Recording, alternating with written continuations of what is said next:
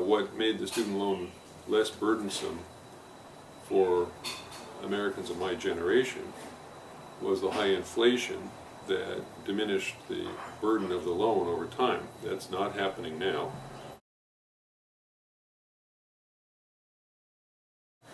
I would identify two other differences. One is the salary differential that you get when you get a college degree, which if you go back several decades was in the ratio of about 4 to 1. Now it seems to be, if you get a job at all, it doesn't pay much more than you would have earned without the college degree.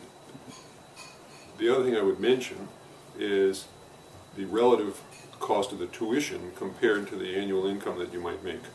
Mm-hmm.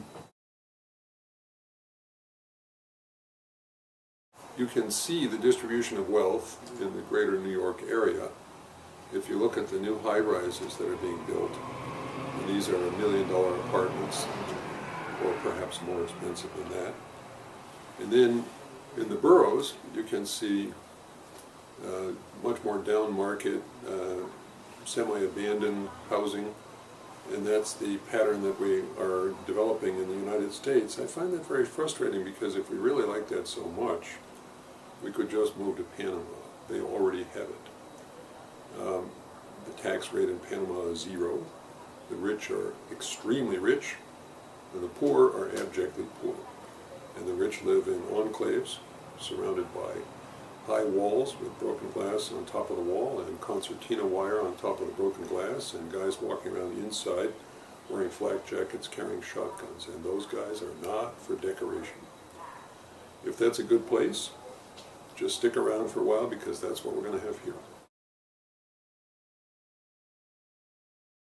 Do you see that as the generations go on, so the current generation that is a little bit buckled down by the debt that they took on to obtain an education, and they're trying to do things like purchase real estate or take a higher place in the economic ladder, do you see that that difference is becoming even more drastic?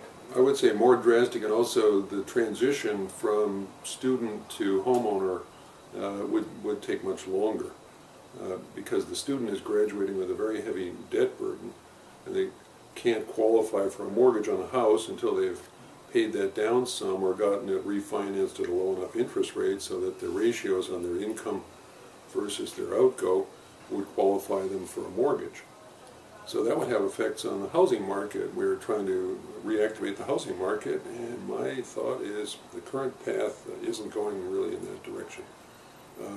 The folks that didn't get an education, they really can't earn enough money to buy the typical house unless it happens to be in some place where housing prices are extremely depressed. So that might be why housing prices are extremely depressed in some places. And then you have places where housing prices are blasting upward because it's speculators coming in, buying houses intending to rent them, or buying houses intending to refurbish them and sell them to whom? To the 30-somethings who are still staggering under a debt load and have an interest rate on that debt which is so high that they can't really do much more than pay the interest on it. So that's